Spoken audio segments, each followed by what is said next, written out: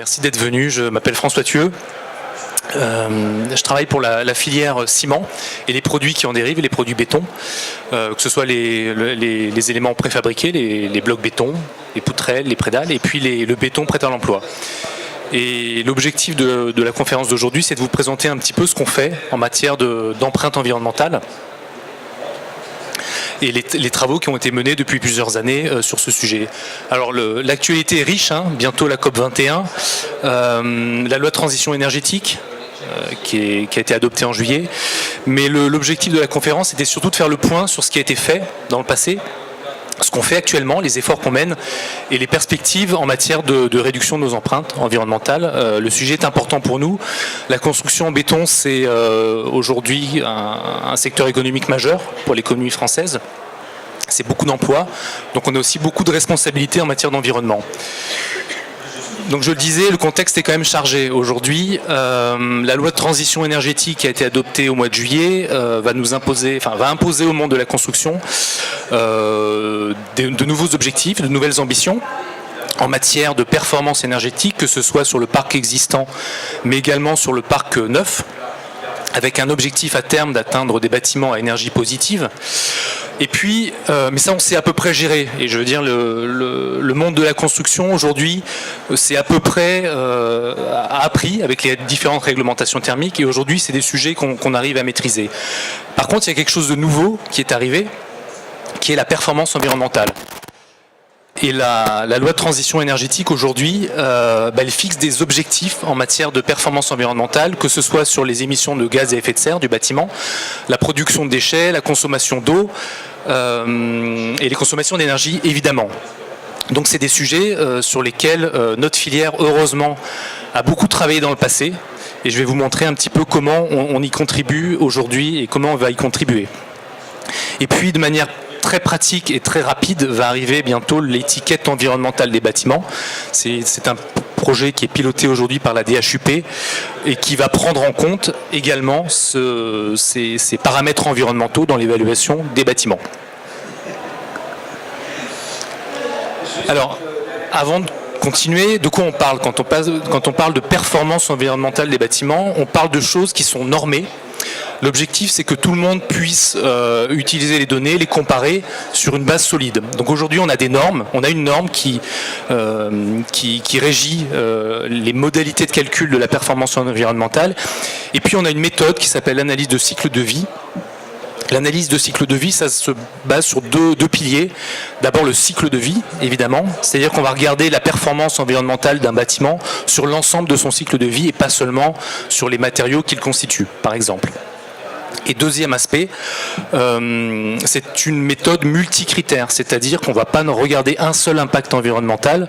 Aujourd'hui, on parle beaucoup de CO2, d'émissions de CO2, et c'est normal, la COP21 met ce sujet sur le devant de la scène. Mais il y a beaucoup d'autres critères environnementaux qu'il convient de prendre en compte. Les consommations d'eau, les productions de déchets, les émissions d'autres polluants que le CO2. Et avant-hier, je participais à une conférence avec une représentante de la Commission européenne qui était vraiment sur cette ligne du multicritère, une approche holistique des impacts environnementaux, parce qu'elle nous disait que à vouloir favoriser un impact environnemental, par exemple le CO2, on risque d'induire des externalités négatives sur d'autres impacts environnementaux. Et finalement, on va devoir faire des arbitrages qui ne seront peut-être pas les plus optimaux. Donc il faut vraiment avoir cette analyse globale des impacts et c'est l'objectif de l'analyse de cycle de vie. Alors si on regarde, je suis désolé, vous ne devez pas très bien voir le petit cercle. En gros, quand on parle de cycle de vie d'un bâtiment, parce qu'aujourd'hui on parle de bâtiment, on va d'abord regarder les impacts environnementaux des matières premières, des matériaux de construction qui constituent ce bâtiment. On va regarder les impacts environnementaux du transport de ces matériaux de construction et c'est important. Parce que vous avez des matériaux qui sont plus ou moins locaux. Alors nous, on a la chance dans la filière en béton d'avoir des matériaux qui sont très locaux. Le béton prêt à l'emploi, c'est un matériau qui voyage très peu en fin de compte, entre la centrale à béton et le chantier, c'est en règle générale une quinzaine de kilomètres. Un tout petit peu plus pour les produits préfabriqués, mais c'est des distances très courtes. Puis on va regarder également l'exploitation, d'abord la phase de construction évidemment, mais généralement c'est peu d'impact, et puis la phase d'exploitation du bâtiment. Et on va voir que c'est souvent, c'est là qu'on retrouve les impacts environnementaux les plus importants. Et puis enfin, on va regarder la fin de vie du bâtiment. Et aujourd'hui, on parle beaucoup d'économie circulaire et c'est un point qu'il va falloir regarder de plus en plus, cette phase de déconstruction. On va y revenir. Alors, avant de passer là, voilà. Alors, ce qu'on a fait historiquement, la filière béton, alors le sujet environnemental, on l'a pris en compte très très tôt. Mais on s'est d'abord intéressé à ce qu'on connaissait le mieux, c'est-à-dire nos matériaux de construction, nos produits. Donc on a beaucoup travaillé dans le passé sur la phase amont, c'est-à-dire la production des produits de construction qui vont être vendus et ensuite utilisés pour la construction. Alors qu'est-ce qu'on a fait ? On a beaucoup travaillé, alors le béton c'est à la base du ciment essentiellement, des granulats et de l'eau. On a beaucoup travaillé sur le ciment parce que c'était un des facteurs importants d'impact environnemental de nos produits. Et aujourd'hui, vous seriez surpris du degré de performance de nos ciments en termes d'empreinte environnementale. Aujourd'hui, un ciment, par rapport à un ciment qui était produit il y a quelques dizaines d'années, c'est 25-30% d'impact environnemental en moins. Alors comment on a joué sur cet impact ? On a d'abord modifié les process industriels. On a appris à brûler moins de déchets moins de combustibles fossiles, et on a appris à brûler plus de déchets, plus de biomasse. Et aujourd'hui, dans les cimenteries, on brûle beaucoup de biomasse et on élimine beaucoup de déchets. C'est quelque chose qu'on ne sait pas, mais la cimenterie, c'est aussi un endroit où on élimine du déchet. Et donc, nous, ça nous permet de produire de l'énergie et des ciments à plus faible taux de CO2. On a aussi joué sur la composition des ciments. Les ciments, c'est aujourd'hui beaucoup d'ajouts, beaucoup de coproduits d'autres industries. Ça, on ne le sait pas. Mais le ciment, le sac de ciment que vous achetez, il est fait de beaucoup de coproduits d'industrie, de l'acier, de l'énergie. Et donc, par ce biais-là, on arrive aussi à maîtriser l'impact environnemental. Et puis quand on va un petit peu plus loin dans la chaîne, dans la fabrication du béton, donc le béton c'est du ciment, des granulats et de l'eau, les granulats de plus en plus ils viennent de produits recyclés, ils viennent de la déconstruction de bâtiments.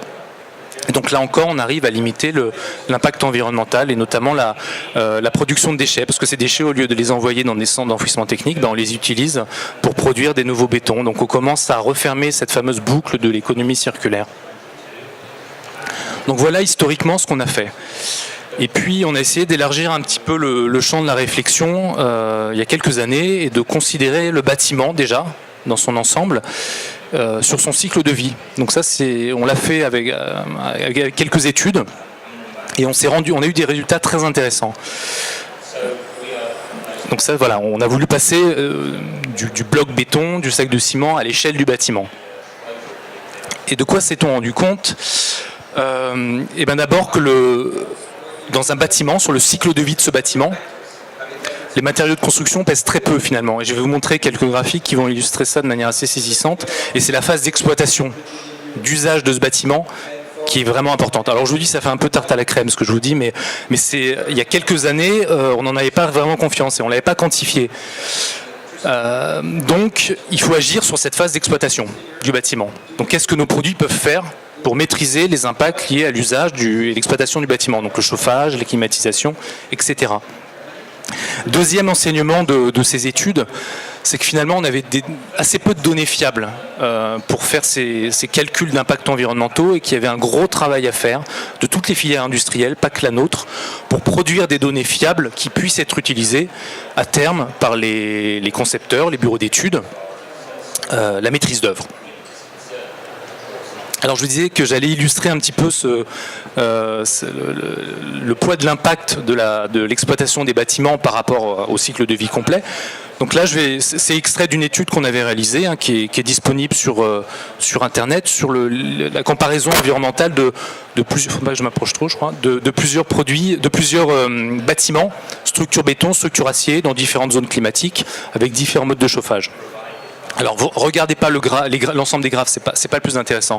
Le plus intéressant, c'est de regarder juste un bâtonnet, qui est un exemple de bâtiment. Alors là, je prends un bâtiment en béton, structure béton, dans une zone HA, donc une zone climatique HA, dont le chauffage est une pompe à chaleur.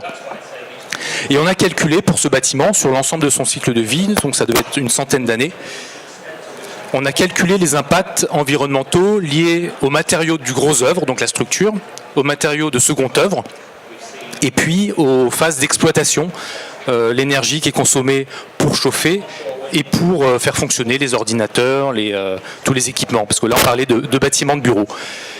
Et ce qu'on constate, c'est que la phase d'activité, c'est ici, cette partie-là, le chauffage, la climatisation et les usages type ordinateur, c'est plus de 90% des impacts sur la partie énergie. Et c'est à peu près la même chose sur la partie droite, sur le changement climatique. C'est-à-dire que quand vous regardez sur le cycle de vie, si vous regardez un indicateur, le changement climatique, la plupart des impacts viendront du chauffage et des ordinateurs, des équipements qui servent à faire fonctionner l'immeuble de bureau. Donc une fois qu'on a dit ça, qu'est-ce qu'on peut faire? Je vais passer ce petit graphe.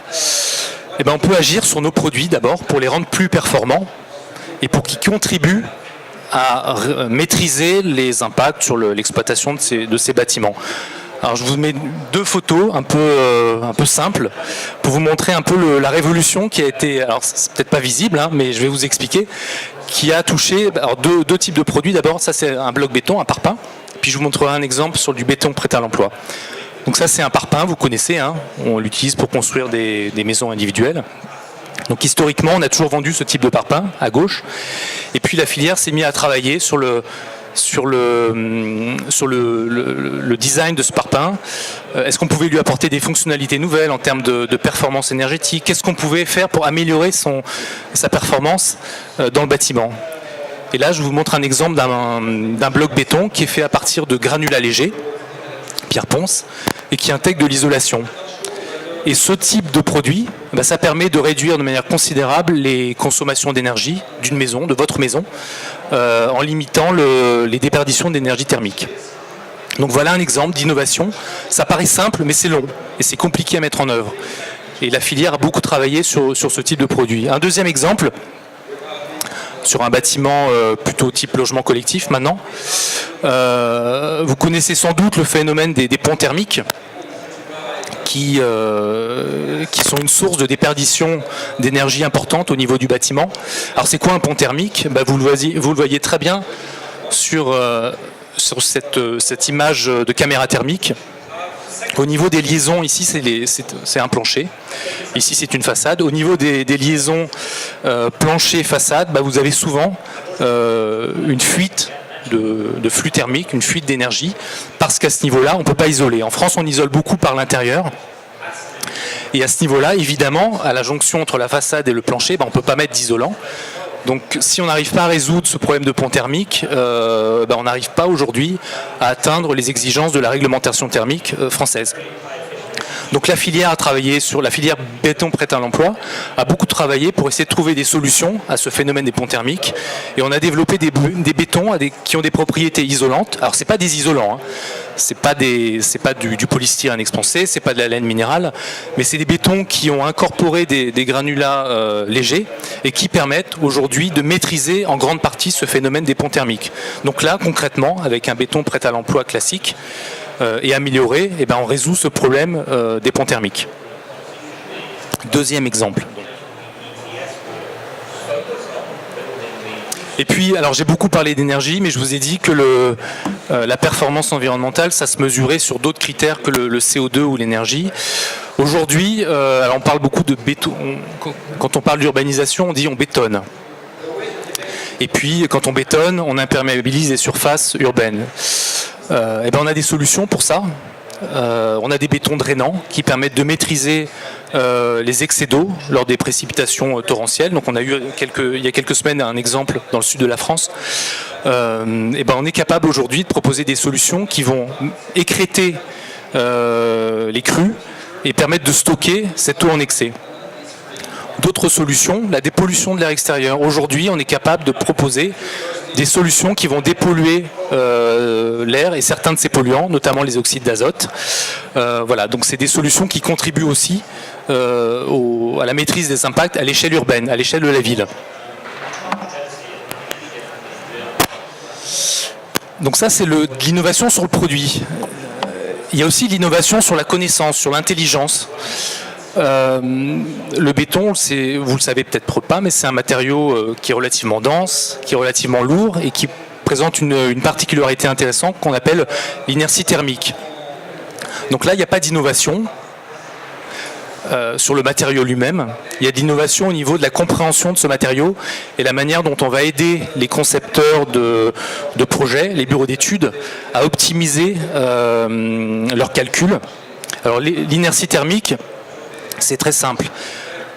C'est la masse du béton, la densité du béton, va permettre d'absorber, quand il fait très chaud dehors notamment, les flux de chaleur, va atténuer le flux de chaleur et va le déphaser dans le temps.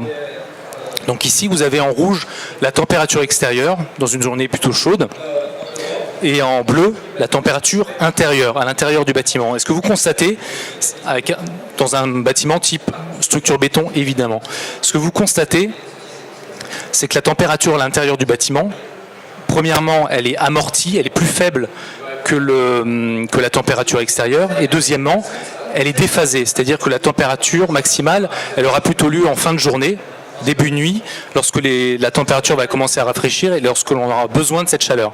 Donc c'est ça le phénomène de l'inertie thermique.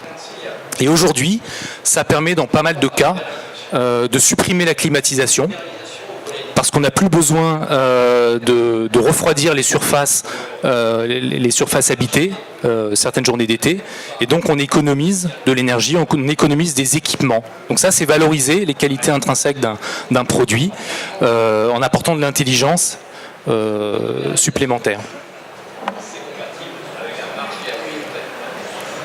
Et puis d'autres exemples d'innovation assez simples. Les toitures terrasses. Aujourd'hui, en ville, on a beaucoup de surfaces de ce type. Des surfaces uniquement techniques, qui ne sont pas utilisées, sur lesquelles on pose des équipements techniques. Et puis, c'est des surfaces qui généralement sont sombres, donc qui vont absorber la chaleur en été et contribuer à ce qu'on appelle l'effet d'îlot de chaleur urbain, qui est un des générateurs de pics de canicule en été. Et puis, ces surfaces sont souvent imperméables et elles vont contribuer au ruissellement urbain indirectement, puisque l'eau qui va couler sur ces surfaces, elle va être évacuée directement et va contribuer au ruissellement urbain. Est-ce qu'on ne pourrait pas un tout petit peu améliorer ces surfaces un peu ingrates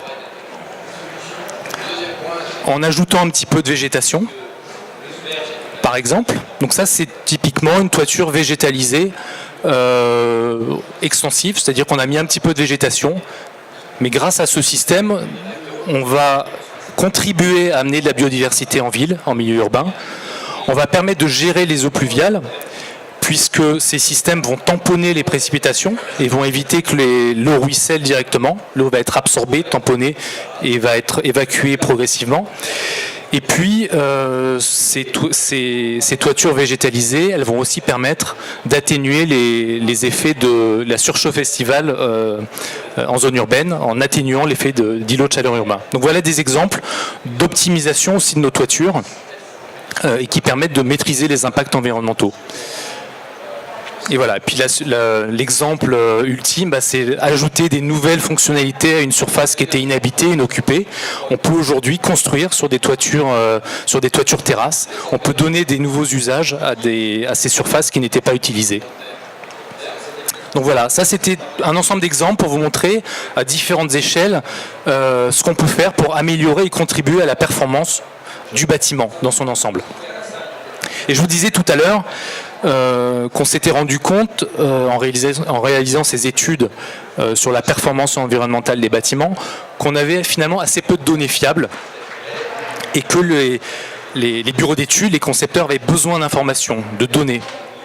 Donc ce que notre filière a fait, c'est développer un outil qui s'appelle Betty, que vous pouvez d'ailleurs aller consulter sur Internet, il est en accès libre. Et cet outil, il va permettre à n'importe qui, et surtout finalement à nos petites PME qui n'ont pas toujours les moyens de se payer des consultants capables de réaliser des analyses de cycle de vie, ou au bureau d'études, d'aller calculer les impacts environnementaux de béton prêt à l'emploi. Donc c'est un outil simple, facile d'utilisation et qui permet de générer ce qu'on appelle des FDES, des fiches de déclaration environnementale et sanitaire, qui sont un petit peu la carte d'identité environnementale d'un produit. Aujourd'hui, tous les industriels produisent ces FDES, à nouveau, fiches de déclaration environnementale et sanitaire. Et cet outil, que je vais vous montrer rapidement, permet de calculer automatiquement en ligne ces FDES. Alors c'est un outil qui est utilisable sur un projet de construction, par exemple, d'un bâtiment, dans lequel vous allez saisir la formulation de votre béton. Donc là, un béton, c'est une recette. Vous allez ajouter de l'eau, du ciment, des granulats, des additifs, des ajouts. Et cet outil, en fonction de quantité d'ingrédients de cette recette, va vous permettre de calculer les impacts de ce produit. Vous allez aussi rentrer les distances de transport. Tout à l'heure, je le disais, la partie transport, ça peut être un impact important dans l'empreinte environnementale d'un produit. Vous allez renseigner des informations relatives à la mise en œuvre de ce produit, parce que là, on va regarder le produit sur le cycle de vie complet du bâtiment, comment il a été mis en œuvre, pour quelle application, est-ce que c'est un mur, est-ce que c'est un plancher, et puis en fin de vie, qu'est-ce qu'il va devenir. Et toutes ces informations que vous allez saisir, donc il n'y en a pas beaucoup finalement, elles vont permettre, in fine, de calculer la FDES, la carte d'identité environnementale de votre produit. Donc cet outil, c'est pour nous un moyen d'aider les industriels d'abord, et puis ensuite les bureaux d'études à mieux calculer les impacts environnementaux. Et puis demain, si on va encore plus loin, vous avez sans doute entendu parler de la maquette numérique, du BIM, qui est un peu la révolution aujourd'hui dans la conception. Demain, il va falloir que chacun soit capable d'intégrer cette dimension environnementale dans le BIM. Aujourd'hui, dans le BIM, c'est beaucoup d'informations plutôt sur les caractéristiques techniques du matériau. Mais si demain, on veut aider la maîtrise d'ouvrage, la maîtrise d'œuvre à mieux concevoir les bâtiments, il faudra qu'on intègre cette dimension environnementale dans le BIM. Et ça va être un outil qui va permettre d'accélérer l'amélioration de la performance environnementale du bâtiment. Pourquoi ? Parce que tout simplement, on pourra, en fonction des différentes hypothèses qu'on prend, automatiquement calculer différents scénarios et regarder l'impact de ces différents scénarios sur l'impact environnemental global du bâtiment. Et puis, quand le BIM sera bien utilisé, ça permettra aussi, sur l'ensemble de la phase d'exploitation du bâtiment et ensuite sur sa fin de vie, d'anticiper la déconstruction du bâtiment et de mieux maîtriser cette phase de déconstruction qui, on va le voir, c'est mon prochain slide, sera sans doute demain la clé de l'amélioration de la performance environnementale. Ce qu'on appelle l'économie circulaire. Alors qu'est-ce que c'est l'économie circulaire ? C'est être capable de fonctionner en boucle, qu'une filière industrielle, par exemple la filière du bâtiment, soit capable de fonctionner en boucle. Alors aujourd'hui, est-ce que c'est réaliste ? Sans doute. Je pense qu'on va y arriver assez vite. La filière béton, finalement, on a assez bien progressé dans cette économie circulaire, puisqu'aujourd'hui, on a beaucoup travaillé sur la partie écologie industrielle, sur nos industries. On a progressé, je vous le disais, sur les ciments, les bétons. Aujourd'hui, on conçoit mieux les bétons, ce qu'on appelle l'éco-conception du béton. Aujourd'hui, on travaille aussi beaucoup sur la conception. On aide les maîtres d'œuvre, on aide les bureaux d'études, les architectes à mieux concevoir les bâtiments avec les outils dont je vous parlais. La prochaine étape, c'est la phase aval, c'est la déconstruction. Et quand on déconstruit les bâtiments, que vont devenir les matériaux de construction qui vont être issus de cette déconstruction ? Alors aujourd'hui, la solution la plus facile, c'est d'envoyer ces matériaux de construction en sous-couche routière. C'est un moyen de valorisation facile aujourd'hui, mais il faudrait qu'on aille un peu au-delà de ça. La deuxième piste, c'est de réemployer ces matériaux issus de la déconstruction, après les avoir recyclés, de les réincorporer dans la filière de production de béton. Donc ça, on commence à y arriver. On a des projets aujourd'hui, on a un projet à l'échelle nationale avec tous les acteurs de la filière, pas seulement la filière béton, mais les recycleurs, les autorités publiques.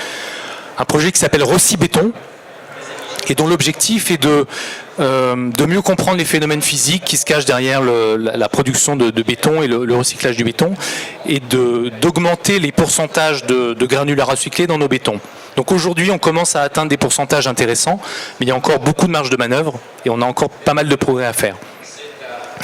Et puis, on peut aussi imaginer que certains produits du recyclage on les renvoie sur nos sites de production de ciment, par exemple. Et aujourd'hui, on travaille toujours via ce projet Recibéton à l'incorporation de granulats issus de la déconstruction en amont de notre filière cimentière, donc dans ce qu'on appelle le cru, qui va être brûlé dans les cimenteries et qui servirait à fabriquer du ciment. Donc voilà, vous voyez aujourd'hui, on est capable, on devrait être capable de boucler cette boucle de l'économie circulaire. Nous, on a pas mal progressé sur une partie de cette boucle.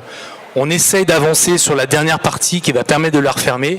Et je pense que on va bientôt y arriver. En tout cas, on commence à y arriver. C'est pour ça que c'est en pointillé sur ce petit schéma. Puis à terme, les traits seront pleins et on aura enfin bouclé la boucle.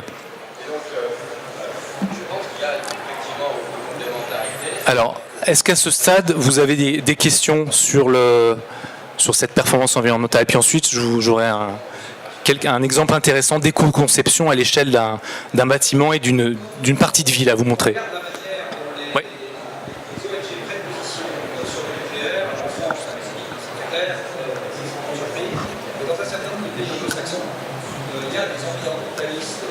Merci. Excusez-moi, je suis arrivé un petit peu après le début, donc vous avez peut-être déjà évoqué ce point-là. Mais qu'en est-il du CO2 et du béton? Parce que je crois que le béton est quand même un des matériaux qui produit le plus de CO2 au moment où on l'extrait, justement. Donc quelles sont les améliorations sur ce point-là? Question classique. Alors aujourd'hui, j'ai pas mentionné le terme tout à l'heure, mais aujourd'hui, on est capable de produire ce qu'on appelle des bétons bas carbone. Alors je ne sais pas si vous étiez là au début de la présentation, mais on a énormément travaillé sur l'impact CO2, puisque là on parle de CO2, des ciments notamment, sur les process industriels et puis sur l'incorporation d'ajouts dans les ciments. Donc aujourd'hui, on est capable d'avoir des ciments et donc des bétons qui ont une empreinte réduite de 50 à 55% en termes de CO2 par rapport à un béton tel qu'on le produisait il y a une vingtaine d'années. Donc on a beaucoup travaillé effectivement sur ce sujet. Donc le CO2, c'est surtout via le ciment qu'on va le régler. Et donc les process industriels, les ajouts ont permis de résoudre une grande partie du problème. Okay. Et au moment du recyclage, est-ce qu'en récupérant des bétons de déconstruction, est-ce que ça permet aussi d'améliorer le cycle du carbone, si j'ose dire? Alors, non. Pour être franc, non. Le recyclage ne permet pas de jouer sur le CO2, puisqu'aujourd'hui, recycler, ça consomme aussi un peu d'énergie. Donc finalement, le bilan n'est pas sur le CO2, il est légèrement positif, mais ce n'est pas ça qui va changer la donne. Aujourd'hui, le recyclage, ça permet de résoudre l'enjeu des ressources naturelles et l'enjeu de la production de déchets. C'est-à-dire que les déchets, on produira moins de déchets, enfin, on produira des déchets qui seront réutilisés à d'autres fins que l'enfouissement technique et on économise des ressources. C'est surtout là-dessus qu'on joue avec le recyclage. Merci. Oui, bonjour. Bonjour. Vous avez justement dit qu'aujourd'hui, quand on démolit le béton, les granulats de béton de démolition vont dans la route. Hein, pratiquement tout le temps.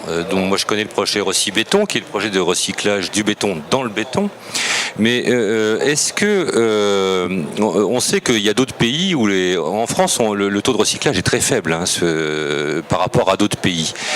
Donc il y a d'autres pays comme la Hollande, le Japon, mais la Hollande par exemple qui a une géographie particulière, qui n'a pas de matériaux nobles et qui recycle beaucoup plus que la France.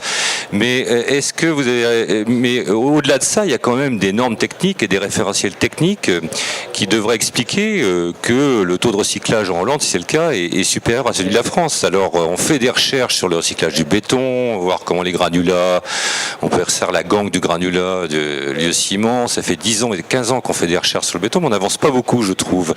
Et comment se fait-il donc que dans certains pays, les taux de recyclage soient plus élevés qu'en France? Donc on est bien passé au-delà des barrières techniques et technologiques.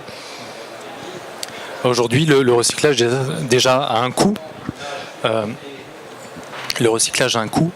Alors je ne connais pas tout à fait la situation de la Hollande, mais je sais qu'il y a un certain nombre de pays où le coût de la production de déchets et du traitement de déchets est tel que finalement on va favoriser le recyclage. Le coût du recyclage sera inférieur au coût du traitement et de la mise en décharge. Et puis effectivement, il y a un problème en France sur les normes. Aujourd'hui, on peut pas. L'incorporation de granulats recyclés est limitée par les normes. Et effectivement, il y a un gros travail là-dessus pour permettre d'augmenter ces pourcentages de granulats recyclés dans le béton. Ça, c'est clair. Et aujourd'hui, on ne peut pas tout faire. Ouais.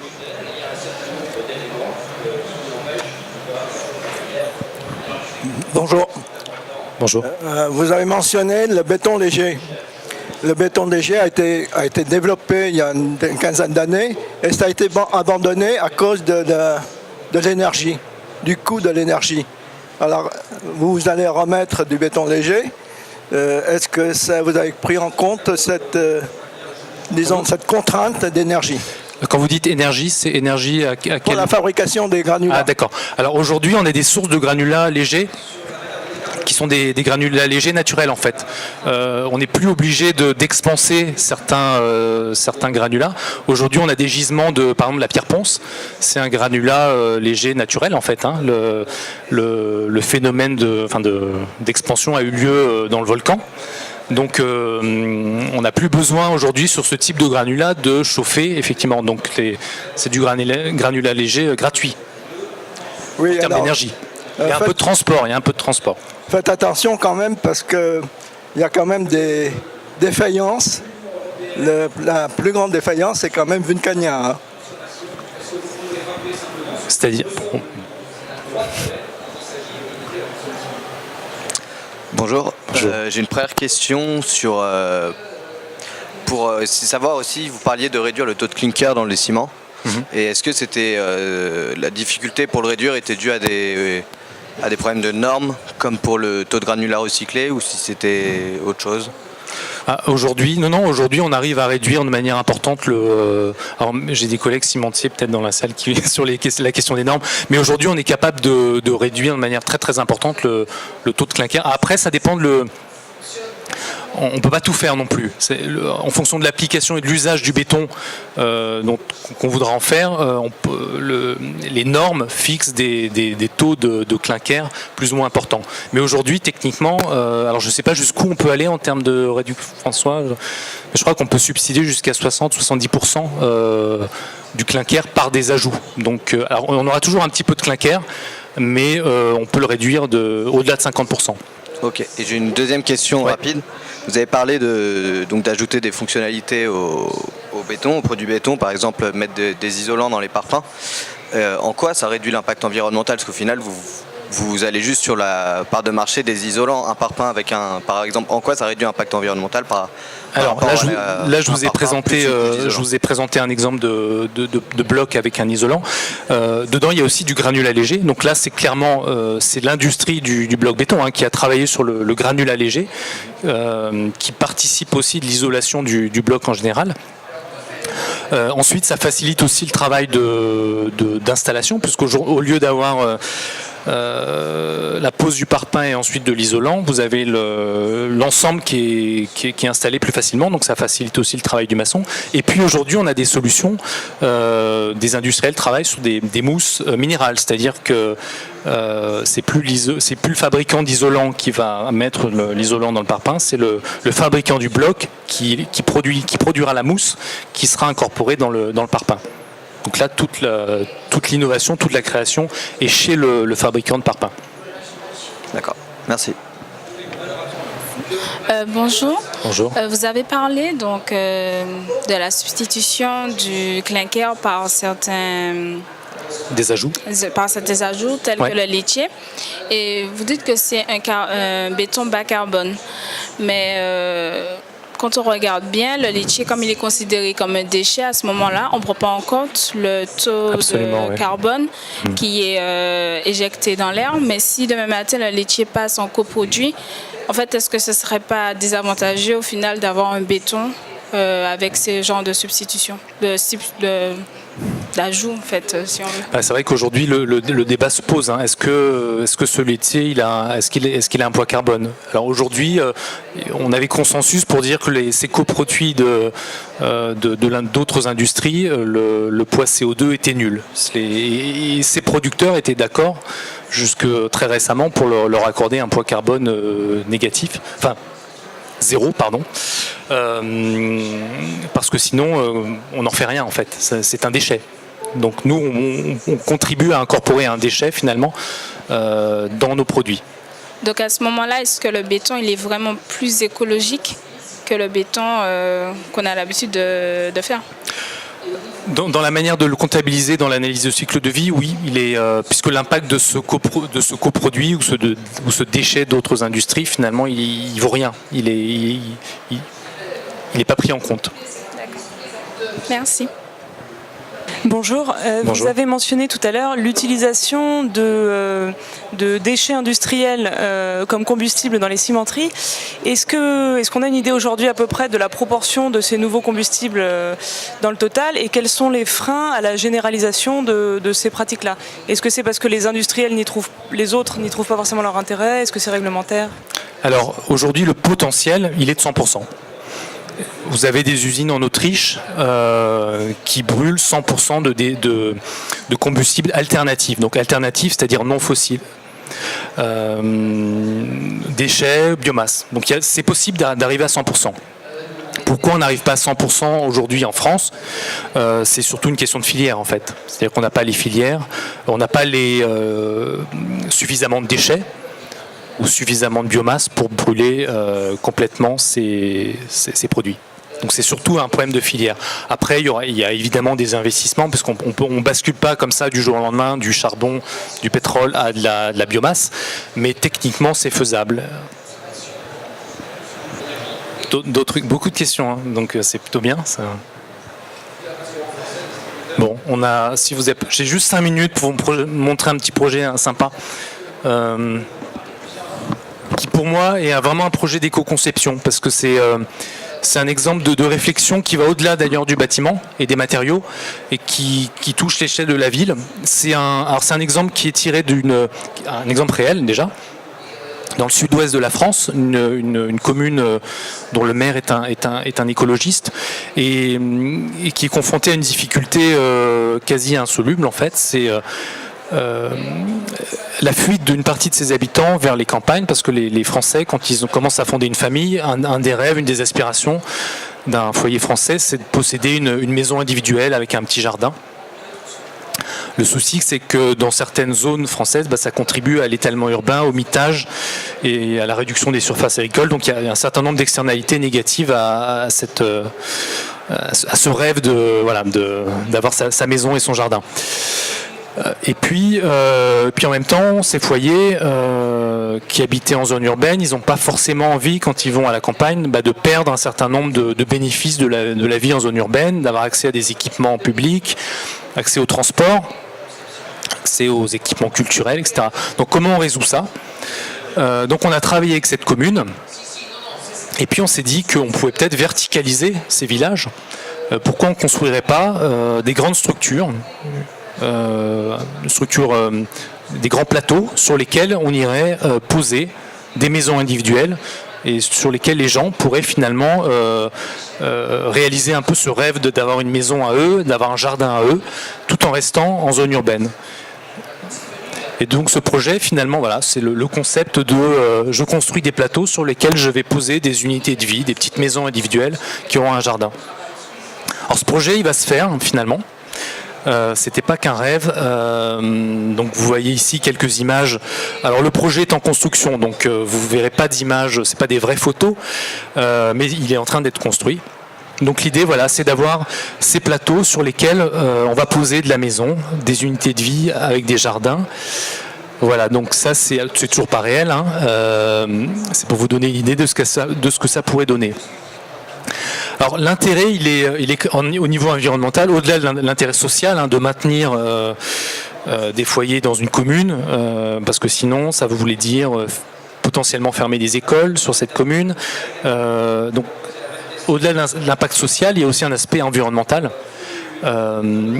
Construire en ville, en règle générale, on considère, et construire dense, on considère que c'est mieux pour l'environnement, parce que les structures denses, en règle générale, consomment moins d'énergie que les structures éclatées. Et puis on évite un certain nombre de facteurs type mitage à l'extérieur des villes, réduction des surfaces agricoles. Alors, c'est pas aujourd'hui un facteur environnemental qui est réellement quantifié, mais la réduction des surfaces agricoles, c'est quand même un enjeu. Réduction des transports aussi, entre ces maisons individuelles et puis les équipements utilisés par leurs habitants, puisque ce projet va être réalisé en ville, donc les équipements de transport, les équipements publics existent déjà. Donc voilà, il y a tout un ensemble de facteurs positifs à cette verticalisation de l'habitat individuel. Voilà, donc c'était un exemple pour moi qui permettait d'aller un petit peu au-delà de la conception classique de l'éco-conception du bâtiment et de réfléchir à une échelle un petit peu plus large. Voilà. Je vous remercie de votre attention. Et puis si vous avez d'autres questions, n'hésitez pas.